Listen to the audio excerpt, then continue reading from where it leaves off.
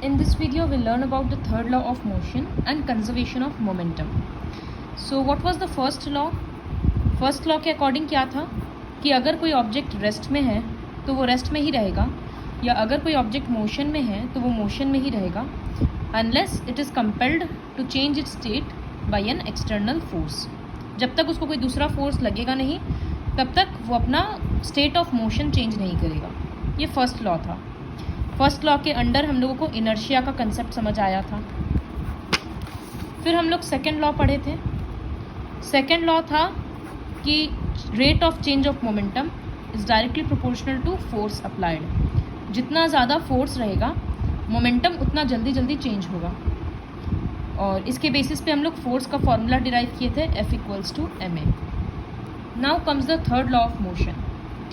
तो third law of motion का language बहुत सिंपल है. The language is to every action, to every action there is an equal and opposite reaction. इसका मतलब अगर हम इस एयरपॉड्स को धक्का दे रहे हैं, तो इसका मतलब हम फोर्स इस तरफ लगा रहे हैं तो ये फोर्स इस तरफ है, और ये फोर्स किस पे लग रहा है? एयरपॉड्स पे. तो I am writing AirPods, F AirPods. बदले में थर्ड लॉ के अकॉर्डिंग ये एयरपॉड्स भी मेरे अंगली में धक्का दे रहा है, फोर्स लगा रहा है. तो I am pushing this one this side, तो ये एयरपॉड्स बदले में हमको इस तरफ धक्का दे रहा है. तो ये हो गया F मी. मतलब हम इधर धक्का दिए, बदले में एयरपॉड्स इधर धक्का दे रहा है. तो ये होता है कि हर एक एक्शन का this is the action and this is the reaction. तो ये होता है to every action there is an equal and opposite reaction. और ये जो दोनों फोर्स है, ये दोनों इक्वल होता है. तो फिर एक दिमाग में क्वेश्चन आएगा कि अगर इक्वल फोर्स है तो फिर रिजल्टेंट फोर्स ज़ीरो क्यों नहीं हो गया? जैसे हम लोग तो बैलेंस्ड फोर्स में यही देखते थे, इधर फोर्स है तो नेट फोर्स ज़ीरो हो जाता था. तो अभी नेट फोर्स ज़ीरो क्यों नहीं हो रहा है? क्योंकि जब बैलेंस्ड फोर्स का एग्जाम्पल समझाते थे तब एक ही बॉक्स को धक्का दोनों तरफ से दिया जाता था. तो यहाँ पर ऑब्जेक्ट कितना था? एक ही था. लेकिन जब ये वाला केस है तो यहाँ पर एक फोर्स इस ऑब्जेक्ट पे लग रहा है और एक फोर्स इस फिंगर पे लग रहा है. तो दो ऑब्जेक्ट है, दो अलग अलग फोर्स लग रहा है दो ऑब्जेक्ट पे. इसी वजह से नेट फोर्स ज़ीरो नहीं होता है. देखो यहाँ लिखा है, it is important to note that even though the action and reaction forces are always equal in magnitude, these forces may not produce accelerations of equal magnitude. This is because, okay, sorry, this is another point. It is written somewhere here that हमेशा opposite होता है, but these forces act on different objects and never on the same object. इसी वजह से resultant force zero नहीं होता है. तो एक डाउट ये था कि resultant force ज़ीरो क्यों नहीं हुआ, वो समझ आ गया कि ऑब्जेक्ट्स अलग अलग था इस वजह से. दूसरा ये डाउट मन में आएगा कि अगर मेरे धक्का देने से ये एयरपॉड्स हिल रहा है और अगर सेम फोर्स एयरपॉड्स दे रहा है तो फिर मेरा फिंगर क्यों नहीं पीछे की तरफ आ रहा है? क्योंकि एयरपॉड्स का मास बहुत हल्का है, इस ऑब्जेक्ट का मास बहुत कम है, तो मेरे फोर्स देने से ये सामने जा रहा है. लेकिन मेरा फिंगर का मास ज़्यादा है, तो इस वजह से मेरे फिंगर पे कोई असर नहीं हो रहा. अब जैसे एक ट्रक है और एक गाड़ी है, धक्का देने से गाड़ी हिल जा रहा है लेकिन ट्रक नहीं हिल रहा. अगर दोनों को सेम फोर्स देंगे तो भी, क्योंकि ट्रक का मास ज़्यादा है तो इसलिए वो नहीं हिल रहा है इनर्शिया के कारण. सेम बात यहाँ पर होता है कि even though the forces are same, acceleration is different. Acceleration different क्यों होता है? क्योंकि दोनों बॉडी का मास अलग अलग होता है, तो उस पर क्या असर हो रहा है वो वैरी करेगा. तो ये था third law of motion. Statement बहुत सिंपल है, to every action there is an equal and opposite reaction. इसका बहुत सारा प्रैक्टिकल एप्लीकेशन है. जैसे फर्स्ट लॉ के टाइम पे हम लोग देखे थे बस अचानक से चलना, बस का अचानक से रुकना, ये सब में कभी आगे जा रहे हैं कभी पीछे जा रहे हैं. ठीक उसी तरह से जैसे अगर हम लोग इस तरफ बोट से उतरते हैं तो जब हम लोग सामने आते हैं, हम लोग नोटिस किया बहुत बार कि बोट पीछे चला जाता है. वाई? बिकॉज जब हम लोग सामने जा रहे हैं तो फॉरवर्ड मोशन हो रहा है, तो बदले में बोट एक बैकवर्ड मोशन एक्सपीरियंस कर रहा है. When we walk, we press the feet backwards. We press the ground backwards with our feet. जब हम लोग चलते हैं तो हम लोग पीछे की तरफ धक्का देते हैं, पीछे की तरफ. Suppose this is the man, वो पीछे की तरफ ग्राउंड को धक्का दे रहा है, तो बदले में फ्रिक्शन उसको सामने की तरफ धक्का देता है, इसी वजह से आगे बढ़ते हैं. तो according to third law, forces always occur in pairs. अगर हम धक्का दे रहे हैं तो बदले में हमको भी धक्का मिल रहा है. हम हिल क्यों नहीं रहे हैं? क्योंकि मास ज़्यादा होने के कारण कोई चेंजेस नहीं आ रहा.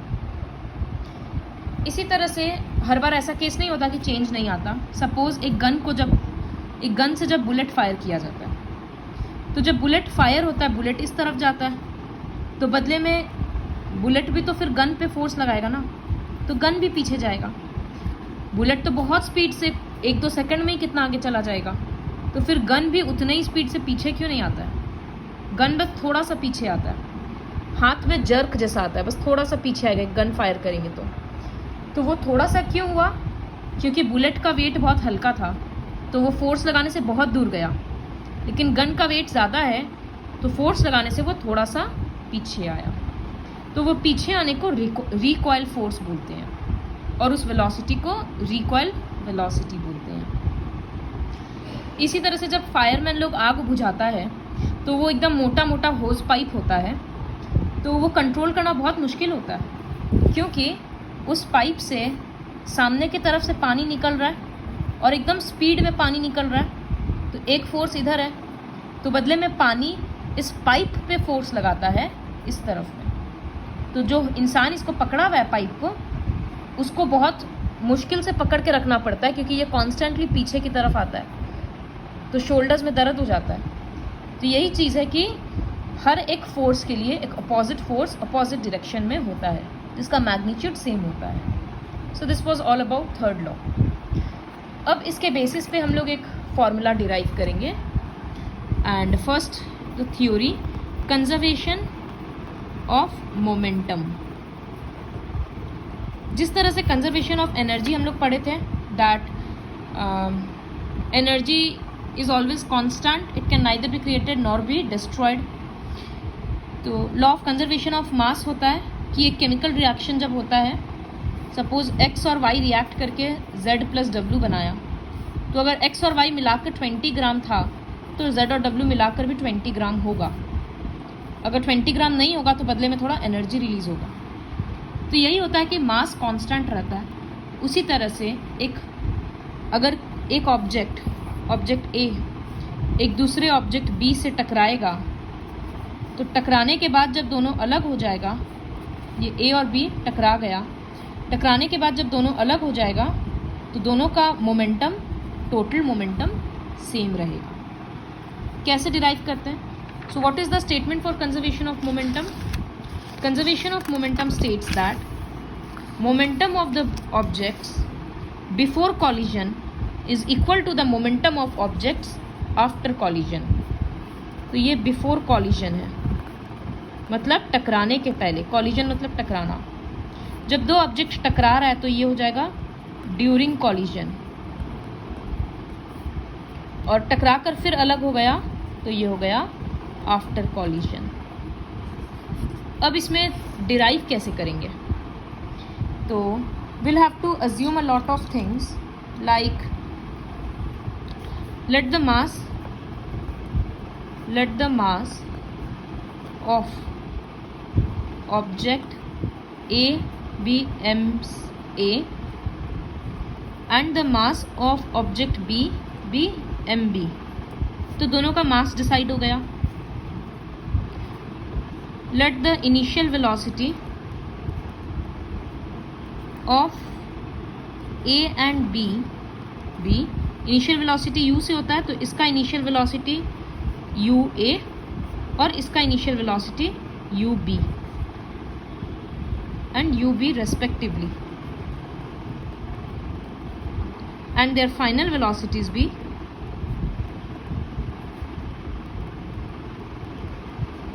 you have to write this thing, and their final velocities be va and vb. ये सब अज्यूम कर लिए. एक बात सोचना होगा कि ये दोनों कब टकराएगा.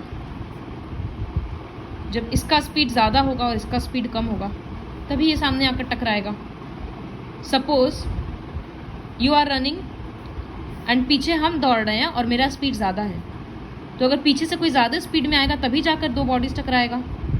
तो इसका मतलब इनिशियल वेलोसिटी ऑफ ए ज़्यादा है, तो u A greater than u B.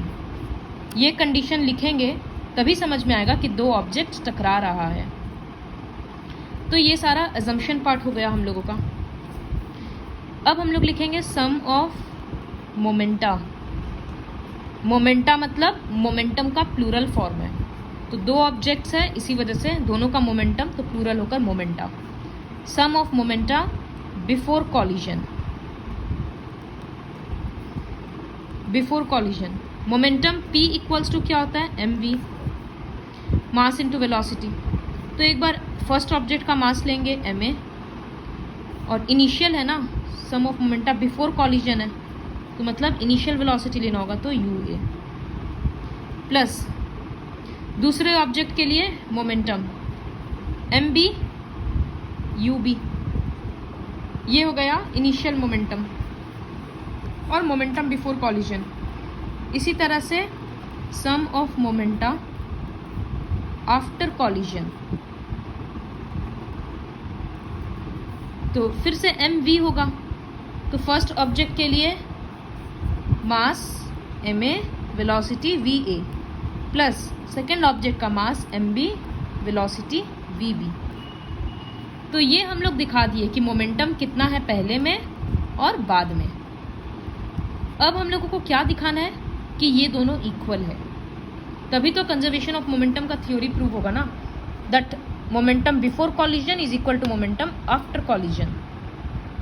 तो वो कैसे डिराइव करेंगे, वो इस सिचुएशन से होगा थर्ड लॉ के अकॉर्डिंग। तो देखो एक बार हम इस फिगर को बड़ा करके ड्रॉ करते हैं। ये था ऑब्जेक्ट ए, ये था ऑब्जेक्ट बी। जब ये दोनों टकराया था तो ये सिचुएशन था ड्यूरिंग कॉलिजन का। तो हम क्या समझाए थे कि कोई भी चीज़ जब इस पे फोर्स लगा रहा है तो ये भी बदले में इस पे फोर्स लगा रहा है। तो एक बार ए बी पे फोर्स लगा रहा है, बदले में बी ए पे फोर्स लगा रहा है। थर्ड लॉ के अकॉर्डिंग क्या है, दोनों इक्वल एंड अपोजिट होगा। तो हम लोग कर सकते हैं इस फोर्स को एफ ए बी, इसका मतलब force exerted by A on B, और इसको हम लोग कर सकते हैं फोर्स बी ए, इसका मतलब force exerted by B on A. तो हम लोग क्या करेंगे, we know that according to second law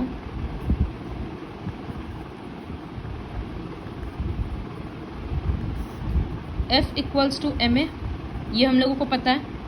यहाँ पर हम लोग a के बदले v minus u by T बैठा सकते हैं, ये हम लोग एक फोर्स का फॉर्मूला जानते हैं।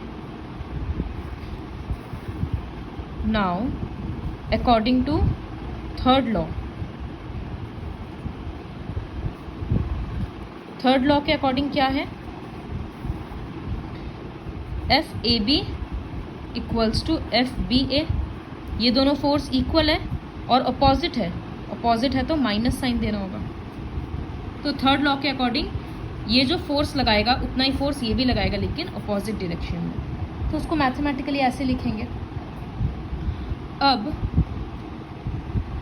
ये यहाँ पर लिख देते हैं where F A B equals to force exerted by A on B and FBA equals to force exerted by B on A। मतलब ये फोर्स किसके कारण हुआ है, A के कारण हुआ है, और ये वाला फोर्स किसके कारण हुआ है, B के कारण हुआ है, जो धक्का मिला बदले में। तो थर्ड लॉ के अकॉर्डिंग दोनों इक्वल और अपोजिट है। तो अब हम लोग फोर्स का ये वाला फॉर्मूला यहाँ पर दोनों जगह पे पुट करेंगे। तो कैसे पुट करेंगे, अभी हम लोग लिखे क्या है, F A B equals to minus F B A. ये फोर्स किसके कारण था, ए के कारण था। तो ये जो फॉर्मूला था फोर्स का, इसमें सारा वैल्यूज किसके बदले किसका होगा, ए का होगा। तो मास भी ए का होगा, वेलोसिटी भी ए का होगा और टाइम टी। उसी तरह से पहले ये माइनस साइन दे दिया, स्क्वायर ब्रैकेट दे दिया। ये फोर्स किसके कारण लग रहा था, बी के कारण लग रहा था। तो यहाँ पर सब कुछ किसका होगा, बी का होगा। टाइम दोनों के लिए सेम है क्योंकि दो ऑब्जेक्ट ही तो कोलाइड कर रहा है। तो अब हम लोग क्या करेंगे, ब्रैकेट ये ओपन करेंगे तो ये मल्टीप्लाई होगा। तो एम ए, यहाँ वी और यू को अच्छे से लिखना, m A u A by t एक हो गया। माइनस साइन ब्रैकेट के बाहर रखते हैं, फिर यहाँ लिखेंगे m B v B minus m B u B by t. तो टी और टी दोनों तरफ से कैंसिल हो जाएगा, तो बच रहा है यहाँ m A v A minus m A u A. फिर जब ये ब्रैकेट लिफ्ट करेंगे तो ये माइनस के कारण साइन चेंज होगा, तो minus m B v B और plus m B u B. तो अब हम लोग क्या करेंगे, एम ए वी ए इस पार्ट को इधर ले आते हैं, तो ये हो जाएगा m A v A, minus है तो प्लस हो जाएगा, और इसको उधर ले जाएंगे तो वो माइनस है तो पॉजिटिव हो गया, m A u A plus ये ऑलरेडी इधर था एम बी यू बी। तो देखो एम वी तो सारा मोमेंटम है।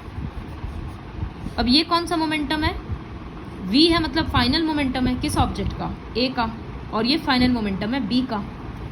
तो हम लोग यही लिखे थे ना कि फाइनल मोमेंटम क्या है, m A v A m B v B.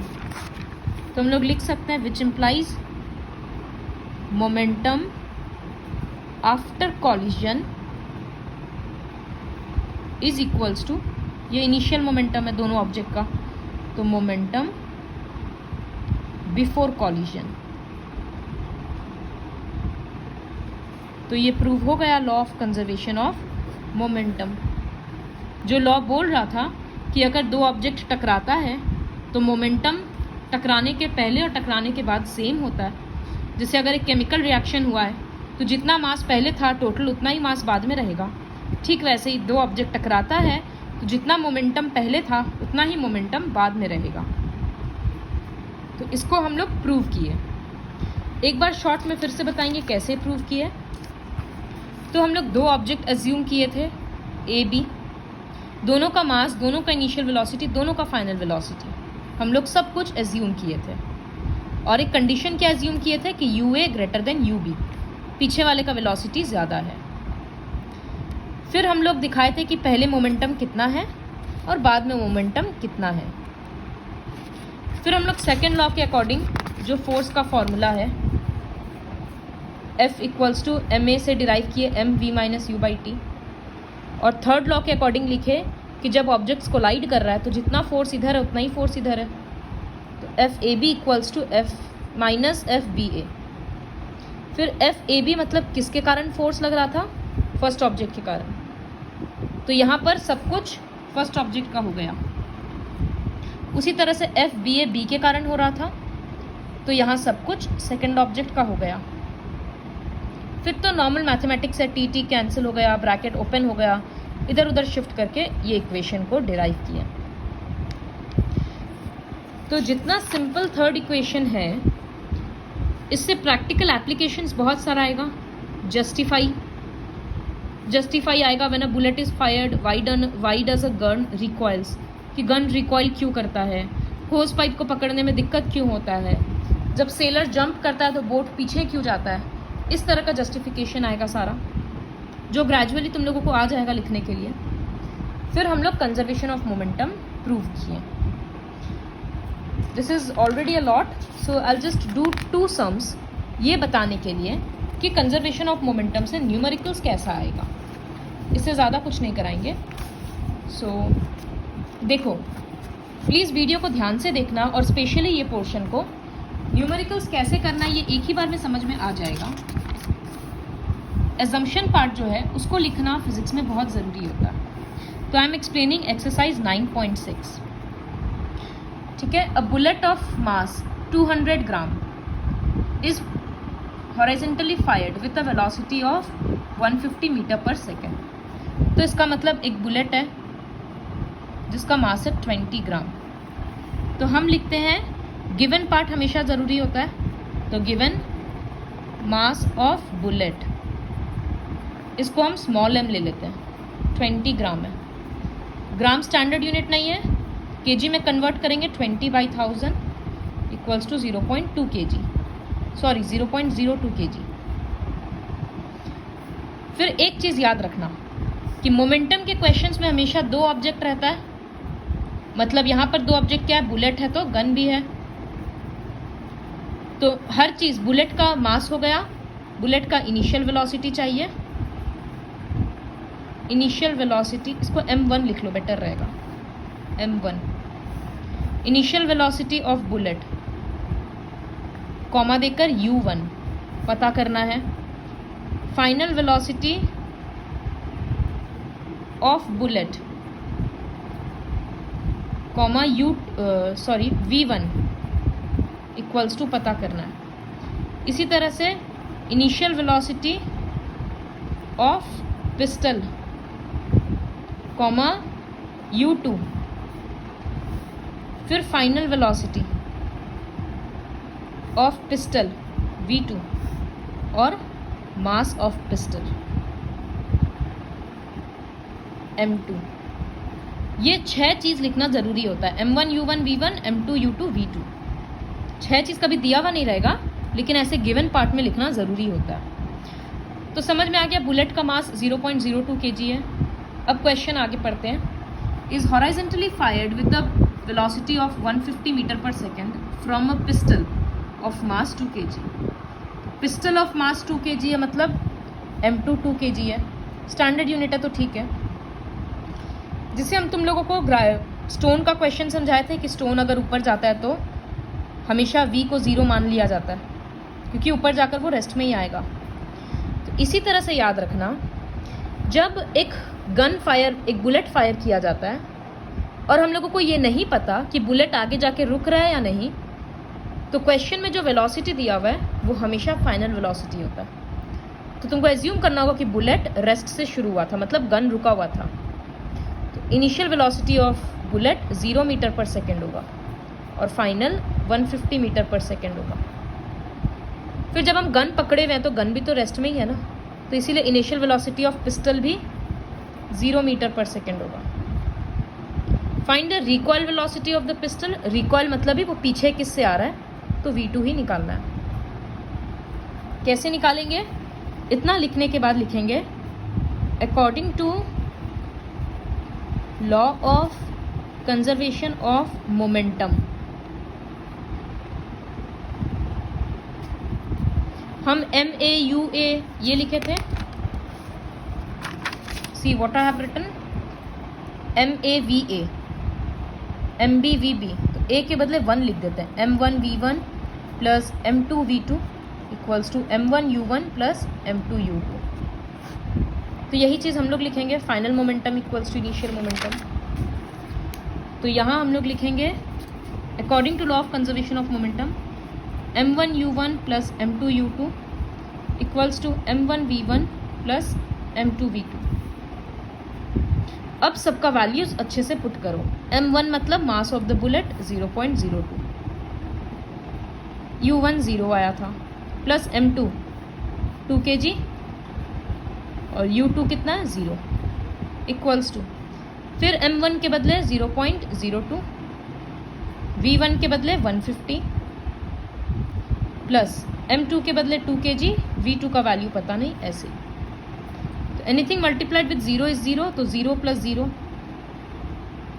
यहाँ क्या हो रहा है, 150 इंटू 2 3000 होगा, 2 प्लेस पे डेसिमल आकर 3 बन जाएगा, plus 2V2।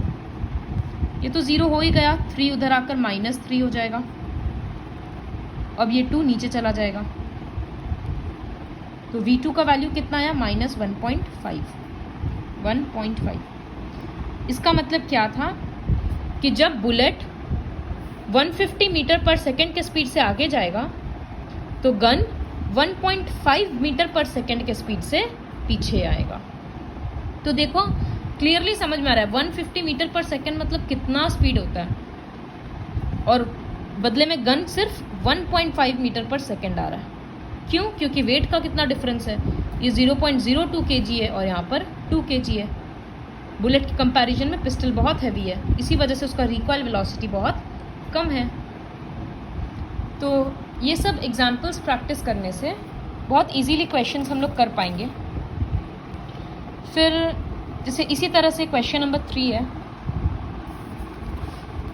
From a rifle of mass 4 kg a bullet of mass 50 gram is fired. Sums हम अच्छे से एक्सप्लेन कर रहे हैं, कोई डाउट आई डोंट थिंक होना चाहिए, और अगर होगा तो प्लीज़ पूछ लेना। बुलेट है और राइफल है, तो एक काम करते हैं, ऐसे लिख देते हैं, बुलेट और राइफल। क्या बोले थे हम मोमेंटम का सम में कि 6 चीज़ होना चाहिए, मास, इनिशियल वेलोसिटी, फाइनल वेलोसिटी, फिर मास, इनिशियल वेलोसिटी और फाइनल वेलोसिटी। ऐसे लिखने से कोई कंफ्यूजन नहीं होगा। तो यहाँ क्या लिखा है, rifle of mass 4 kg a bullet of मास 50 ग्राम। तो 4 kg है तो 4 kg ये रहा, 50 ग्राम है तो 50 ग्राम, और इसको कन्वर्ट करेंगे kg में तो 50/1000, इसका मतलब 0.05 ग्राम kg स्टैंडर्ड यूनिट में लिख दिए। अब क्या दिया हुआ है, from a rifle of mass this a bullet of mass this is fired with an initial velocity of 35 metre per second. तो हम तुम लोगों को क्या बताए थे कि हम लोगों को यहाँ ये नहीं पता चल रहा कि बुलेट आगे जाकर रुका है या नहीं रुका है। तो इवन दो यहाँ इनिशियल वेलोसिटी लिखा हुआ है, तुमको ये समझना होगा कि ये बुलेट का फाइनल वेलोसिटी है, और बुलेट शुरू में रेस्ट में है। बुलेट रेस्ट में है तो राइफल भी तो रेस्ट में ही रहेगा, इसीलिए इसका भी U2 0 हो गया। और रिकॉइल वेलोसिटी निकालना है मतलब V2 निकालना है। तो ये हो गया असम्पशन पार्ट। फिर लिखेंगे according to law of conservation of momentum, m1 u1 plus m2 u2 equals to m1 v1 plus m2 v2। तो m1 के बदले 0.05, u1 के बदले 0, फिर m2 के बदले 4 kg, u2 के बदले 0, फिर यहाँ 0.05, इसका वेलोसिटी 35, यहाँ 4 और v2 का वैल्यू ऐसे ही। तो 0 मल्टीप्लाइड 0 ये हो गया, 35 इंटू 5 करेंगे 175, 2 प्लेस पे डेसिमल आ जाएगा तो 1.75। ये 0 हो गया, ये इधर आकर सब्ट्रैक्ट होगा तो -1.75। तो अब ये 4 नीचे जाएगा, ये माइनस को लिखना मत भूलना। तो समझ में आ रहा है कि ये आंसर तो बहुत कम आएगा, बहुत छोटा नंबर आएगा, क्योंकि 4 ऐसे डिवाइड होगा, 1 तो जा नहीं रहा इसलिए 0, डेसिमल पुट होकर 7,